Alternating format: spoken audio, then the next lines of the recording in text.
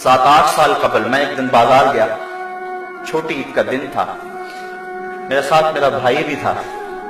तो मैंने कहा कि घर जा रहे हैं, चलो कोई चीज ले जाएं, आज ईद का दिन है। तो मछली बाजार में चले गए। तो मैंने वहां एक अजीब मंजर देखा जो आज तक मुझे भूल नहीं सका।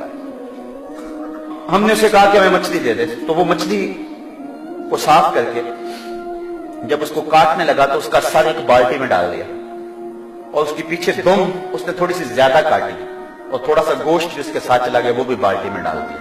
इस तरह जो भी वो मछली तैयार करता तो सर और दुम बाल्टी में डालता चला जाता, बाकी उसका जो भी उससे गलाजत और जो कुछ भी उससे जो है वो झड़ता वो नीचे फेंकता चला जाता। तजस्सुस था कि ये बाल्टी में क्यों डाल रहा है। खैर थोड़ी देर के बाद मैंने देखा कि एक नौजवान आया पीछे से, उसने उसको 10 रुपए दिए और उसने उस बाल्टी में हाथ डाला और चंद मछली के सर और चंद उसकी दुम्बे निकाल करके एक शापर में डाल के उसको दे दी। हैरान सा हो गया कि इसने ये क्या कर दिया। ख्याल था कि शायद ये कोई नौजवान सा है, शायद वो कबूतरों को डालता होगा, कोई ऐसा मामला होगा, इसका कोई कबूतर की ग़िज़ा बनाता होगा।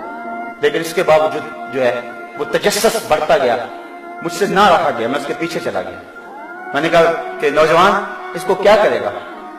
तो उसकी नजरें थोड़ी सी झुकी और मुझे कहने लगा इसका शोरबा बनाऊंगा और मछली का मजा मिल जाता है इससे। साहबों मैं ईद के दिन की बात सुना रहा हूं और इस मुल्क की बात सुना रहा हूं। जब इस मुल्क के अंदर लोग ऐसी जिंदगी ईद के दिन भी गुजारेंगे, वो तो हुक्मरानों के गिरेबान नोचने को आएंगे, वो तो अमीरों के घर देख के खुश नहीं होंगे, वो तो कहेंगे इन मोहल्लात को आग लग जाए जो हम गरीबों के लिए नाने शबीना भी मुयस्सर नहीं है। ये मैं बात जो है वो अपने मुआशरे का दुख आपके सामने रख रहा हूं। अल्लाह कयामत के दिन उतनी देर तक किसी शख्स को अपने सामने से हटने नहीं देगा जब तक ये पूछ नहीं लेगा कि वफीमा अनफक़हु, ये माल तूने कहां खर्च किया है। आज तो इफ्तार पार्टी भी हम करते हैं तो हमारी कोशिश होती है कि उसमें भी 2 अदद वजीर आ जाए, हमारी शोहरत हो जाए। गरीबों को तो कोई वहां भी नहीं पूछता है। वलीमा होता है तो उस वक्त भी हम फरिश्त बनाते हैं तो कहते हैं उन लोगों को बुलाएं कि जिनकी वजह से हमारे घर की जीनत बने होते हैं, फला फला लोग आए हुए हैं। कभी गरीबों को भी ख्याल किया। अली नस्ल कोठियों में रहने वालों, गरीबों की झोंपड़ियों को भी देखो। बड़ी बड़ी कारों में घूमने वालों, उन पैदल चलते लोगों के दुखों को भी समझो। अपने घरों में घी के चिराग जलाने वालों, उन लोगों को भी देखो जो नाने शबीना को तरसते हैं। रात को जिनके घर में चूल्हा रोशन नहीं होता।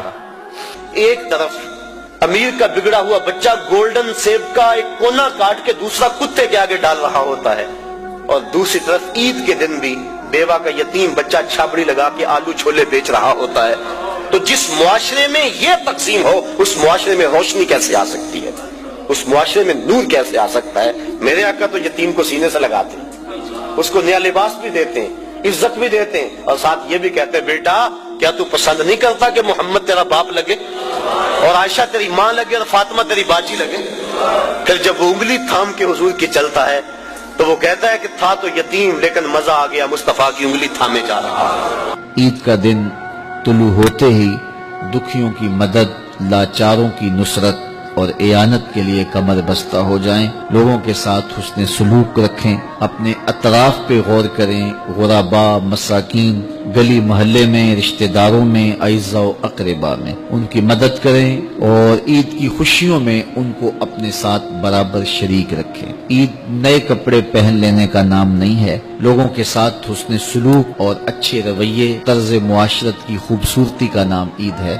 ये फितराना भी इसीलिए हमारे ऊपर वाजिब किया गया है कि हम गुरबा को ईद की खुशियों में शामिल कर सकें। उनकी इज्जत नफ्स का ख्याल रखते हुए उनको फितराना दीजिए, उसके अलावा भी तहाइफ दीजिए, उनसे मिलिए, उनसे मोहब्बत का इजहार कीजिए। इस वीडियो को शेयर जरूर करें, हो सकता है आपके एक शेयर से ये बात किसी के दिल में उतर जाए।